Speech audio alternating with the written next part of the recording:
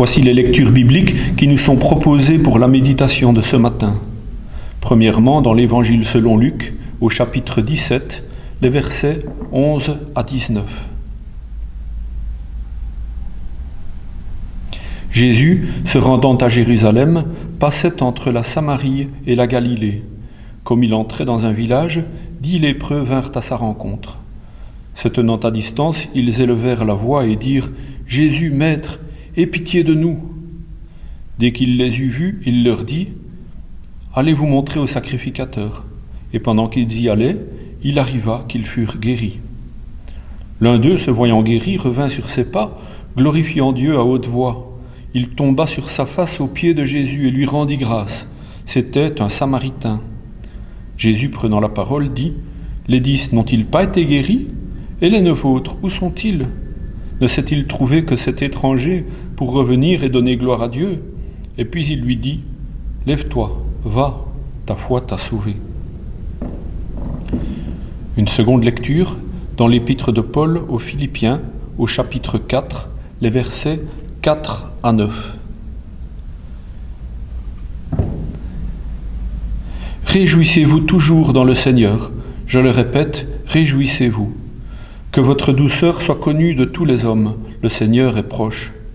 Ne vous inquiétez de rien, mais en toute chose, faites connaître vos besoins à Dieu, par des prières et des supplications, avec des actions de grâce.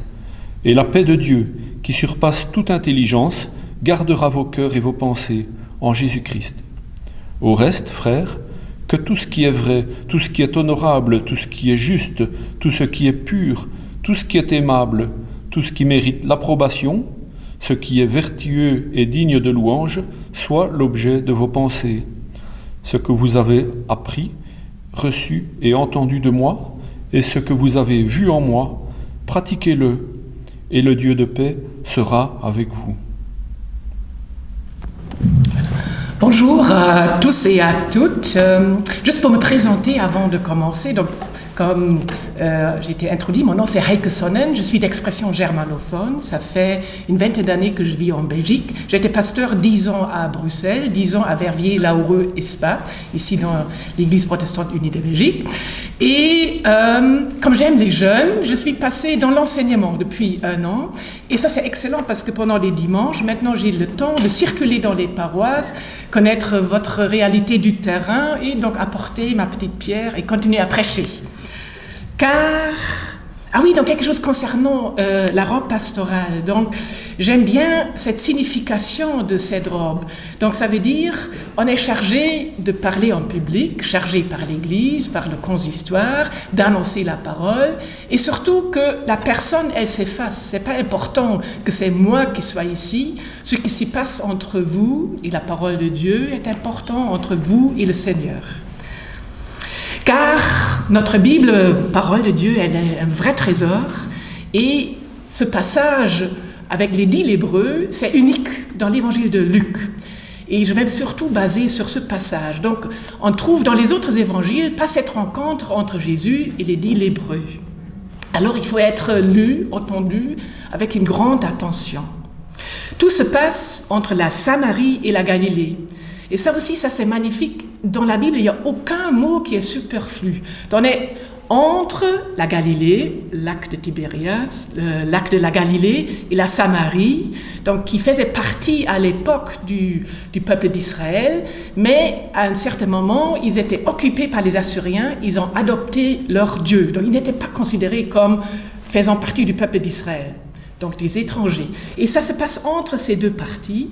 Et quand on regarde de plus près sur une carte, on voit qu'il y a une zone aride, une sorte de désert, une sorte de nowhere's land, donc une sorte de pas du tout habité. Et ça c'est important, c'est une zone frontière qui est maintenant peuplée par des personnes aussi qui sont marginalisées, des lépreux. C'est un endroit idéal pour les indésirables, je dirais, pour ceux qui doivent s'éloigner de la société, qui sont obligés à squatter aujourd'hui. Comme un peu un quartier où un grand employeur a quitté la région et tout ce désert devient vide et d'autres habitants moins désirés vont maintenant prendre place. Alors maintenant, ici se regroupent ceux qui sont atteints de la maladie de la lèpre, obligés à se couper du reste du monde, mais aussi obligés à se couper de la relation avec Dieu. Je ne sais pas si vous connaissez un peu le déroulement de cette maladie de la lèpre. On passe par des étapes différentes. Je dirais la personne, elle est de plus en plus défigurisée, donc elle perd son aspect humain. C'est une maladie qui atteint les nerfs, on perd la sensibilité, les muscles se détractent, jusqu'au point qu'on perd d'abord les extrémités des membres, parfois le nez, on est défiguré, des membres entiers. Donc aujourd'hui, on a les médicaments pour traiter cette maladie, à l'époque, non. Et maintenant, dans le livre de Lévitique, il y a une loi qui dit comment ces personnes qui sont atteintes de cette maladie doivent se comporter. Alors, on dit les lépreux doivent porter des vêtements déchirés et avoir des têtes nues. Donc, ils sont en deuil, finalement, des vêtements déchirés, parce que leur relation avec les autres, elle est cassée, et aussi leur relation avec Dieu est cassée, parce qu'ils sont considérés comme impurs. Ils doivent même couvrir leur bouche et crier « impur, impur » dès que quelqu'un arrive. Donc, imaginez-vous, voilà, un autre humain s'approche de vous et vous devez écrire « impur, impur », voilà, « éloigne-toi de moi, moi je suis, voilà, contagieux, reste à distance ». En plus, on dit dans le livre de Lévitique, chapitre 13, aussi longtemps qu'il aura la plaie, il sera impur et il habitera seul. Et impur, ça c'était quelque chose de plus grave parce que Dieu, c'est un Dieu de sainteté et on peut juste s'approcher de Dieu quand on est pur. Avoir la tête rasée et la tête nue, ça veut dire on ne peut pas entrer dans le temple. Donc on est maintenant coupé de la collectivité, on est coupé de la relation avec le Seigneur. Alors, Jésus, il entre maintenant dans cette zone entre vie et mort. Ils sont un peu en attente de leur mort, ils sont connectés des liens de la vie et c'est un moment, je dirais, propice pour une rencontre avec le Seigneur. On est dans une ouverture beaucoup plus grande parce qu'on ne sait pas vers où on va. Est-ce que je vais vers la guérison? Est-ce que je vais vers la mort? Et ils sont respectueux de la loi. Le texte dit, ou l'évangile de Luc dit, ils se tiennent à distance et quand ils voient Jésus, ils élèvent la voix. Mais au lieu de crier « impur, impur », ils crient « prends pitié de nous, prends pitié de nous ». Alors, en se tenant à distance de Jésus, il se passe maintenant quelque chose entre eux et Jésus. Eux, ils font appel au cœur de Jésus. Prends pitié de nous. Donc, prendre pitié, ça remonte à ce mot miséricordia. Donc, sois miséricordieux envers nous. Le mot cœur est dedans. Donc, ils font appel au cœur de Jésus. Et ça, c'est magnifique. Jésus, il a un cœur pour vous. Il ouvre son cœur. Et au fond, prends pitié de nous, c'est pas un cri impur, impur, c'est une prière. Donc ceux qui peuvent plus prier dans le lieu du temple, maintenant ils osent prier en présence du Seigneur. Alors ils élèvent leur voix, ils prient, et cette prière, prends pitié de nous, les fait grandir. Vous avez certainement fait cette expérience que la prière, elle nous élève, elle nous rend plus grands, elle nous enracine plus grand, plus profondément, elle nous ouvre les horizons. Et Jésus, il aurait pu les voir et se détourner, voir et avoir peur. Mais il fait le contraire. Et de nouveau, il y a juste un mot qui est magnifique. La Bible dit, il les regarde. Et là, je me disais, quelle importance, quelle puissance dans un regard. Il regarde. C'est ceux qui sont marginalisés, il leur dit « Vous existez pour moi, vous avez une dignité pour moi ».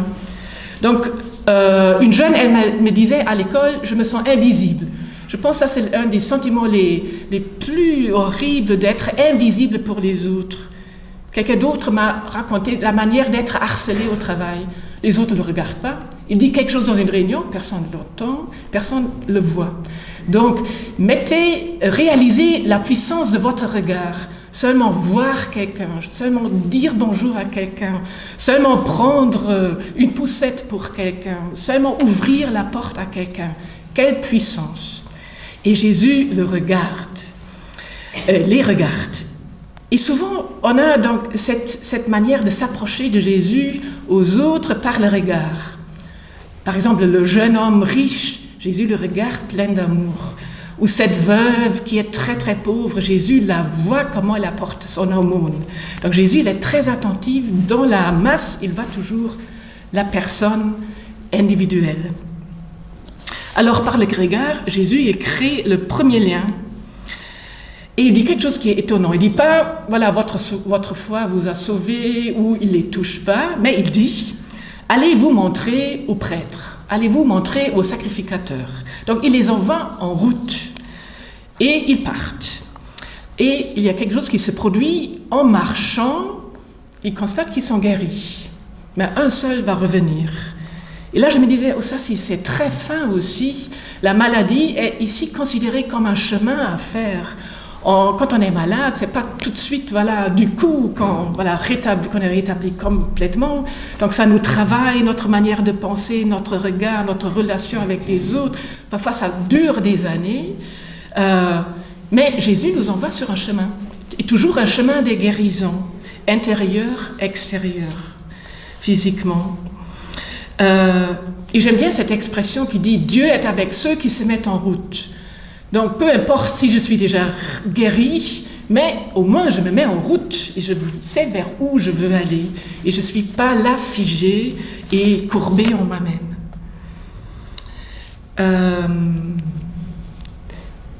Donc, la guérison se produit. Et l'évangile de Luc ne dit pas du tout comment. Donc, ils sont guéris et un seul, il retourne. Donc, on pourrait dire, ceux qui sont guéris, 9 sur 10, ils sont très, très, très pressés de regagner leur communauté, de la famille, de retrouver leur statut, reprendre un travail. Donc, ça, c'est l'axe horizontal. On peut passer toute sa vie avec ça, d'être en connexion, en lien, interaction avec les autres. C'est déjà tout un projet de vie. Mais un seul, il dit, j'ai besoin de plus. Pas seulement cet axe horizontal, j'ai besoin d'être relié avec la source de la guérison. Et il retourne vers le Christ. Il retourne vers Jésus et ça implique qu'il y a une autre dimension qui entre dans sa vie. Il se reconnecte à Dieu et sa main invisible. Il reconnaît que dans cette guérison, il y avait aussi Dieu qui était là. Et ça, c'est notre lunette avec laquelle nous pouvons scruter notre vie. Les choses s'arrangent, je rencontre quelqu'un, mais où est la main invisible de Dieu? Donc nous, on a eu des moments comme ça, on disait, voilà, une main invisible nous conduit. Il retourne et il dit pas seulement merci. Si on dit merci, on apprend ça aux enfants, on dit merci, oui, merci. Donc c'est comme un doigt. Quelqu'un me donne quelque chose, je lui rends le merci. Il dit pas seulement je suis guéri, merci, mais il se jette par terre et littéralement, il prononce une supplication. Donc, ce n'est pas seulement une prière de reconnaissance, mais c'est aussi quelque chose, il constate comment il est à l'intérieur et il supplie le Christ, et je suppose aussi d'être guéri d'être intérieurement.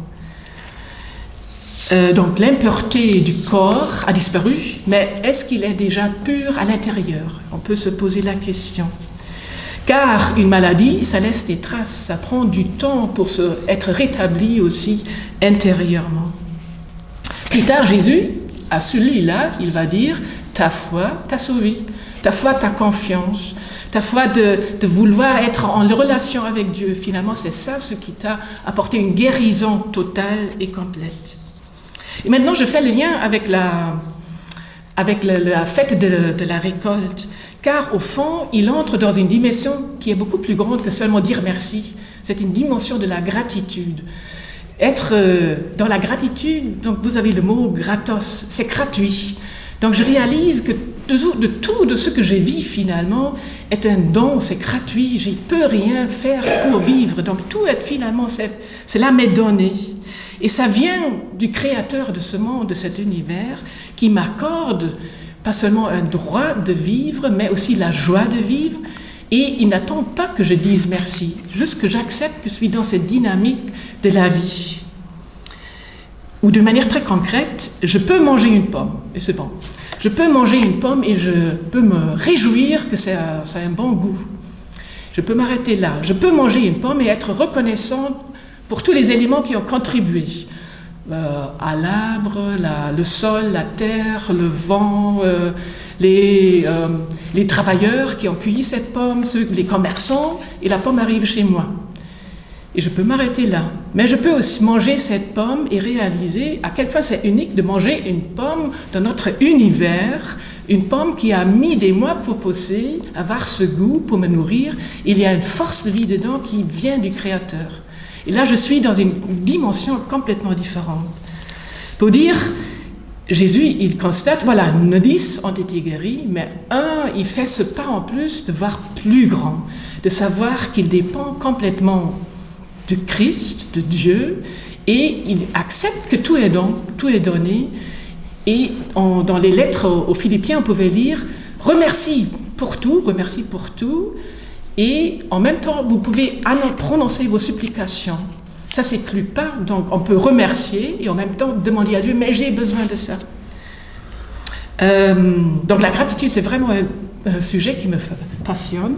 Donc j'étais contente que c'était fait des récoltes, parce que je suis tombée sur un livre mais bon, c'est américain, mais c'est quand même un bon livre, Robert Emmons, qui fait des recherches sur le remerciement. Et il constate des gens qui sont dépressifs et ils font cet exercice d'un journal, de noter chaque jour des éléments pour lesquels ils sont reconnaissants, sortent plus rapidement de la dépression.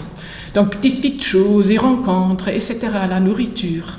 Et il a constaté que ceux qui sont dans cette attitude de remerciement vivent plus longtemps. Donc, il a accès à des lettres de postulés pour un ordre religieux. Donc, 1000 religieuses ont dû écrire pourquoi elles voulaient devenir religieuses. Et il constate, il les accompagne pendant des années, et on constate que ceux, au début, d'entrer dans cet ordre, qui étaient pleins de reconnaissance, donc je suis né dans une famille, c'était pas toujours facile, mais je suis reconnaissante, etc., ont vécu, bon, ça c'est le résultat de ces recherches, ont vécu 7 ans plus longtemps que les autres. Donc il semble que simplement le fait d'être dans la reconnaissance de la gratitude, ça augmente l'énergie positive en nous, et ça contribue à une sainteté, et donc être saine intérieurement. Et c'est exactement ce que dit le psaume 103. « Mon âme, n'oublie pas ce que l'Éternel t'a fait du bien. » Donc c'est une auto-interpellation. Chaque matin, voilà, n'oublie pas, il y a aussi des choses à remercier. Il pleut, mais voilà, n'oublie pas qu'il y a des choses pour lesquelles tu peux être reconnaissant. Voilà, la fête des récoltes, finalement, c'est ça l'idée. On peut simplement vivre, simplement manger, mais aussi on peut vivre dans une dimension énorme de la gratitude. Jésus, il dit, est-ce qu'il faut vraiment un étranger qui nous mette une sorte de miroir pour dire, on peut vivre autrement? Et là, c'est toujours dans l'évangile de Luc un moment de choc. Donc ceux qui sont des exemples de la foi, ce sont toujours ceux qui sont marginalisés. Jésus, il mange avec les péagers, donc c'est une femme considérée comme pécheresse. Voilà, ça c'est une qui a de la foi. Donc c'est une veuve courbée qui est plus généreuse que les autres. Et ici, c'est un Samaritain qui montre qu'on peut vivre dans la gratitude. Donc, je vais essayer de... et ça c'est aussi magnifique. À la fin, il dit, voilà, il est là par terre, il est dans le remerciement, dans la gratitude. En même temps, il supplie Dieu, il a certainement encore d'autres demandes à exprimer. Et là, Jésus, il dit, lève-toi, ta foi t'a sauvé. Et là, il est déjà dans la dynamique de la résurrection. Parce que lève-toi, c'est donc soit levé, soit mis debout, droit, par la force de la guérison, par la force de Dieu même. Et maintenant, il est renvoyé d'une autre manière dans le monde. Donc, il retourne vers le Christ, mais pour pas être guéri, mais maintenant pour être une personne entièrement sauvée. et avec une nouvelle mission, je suppose. Lève-toi et va. Amen.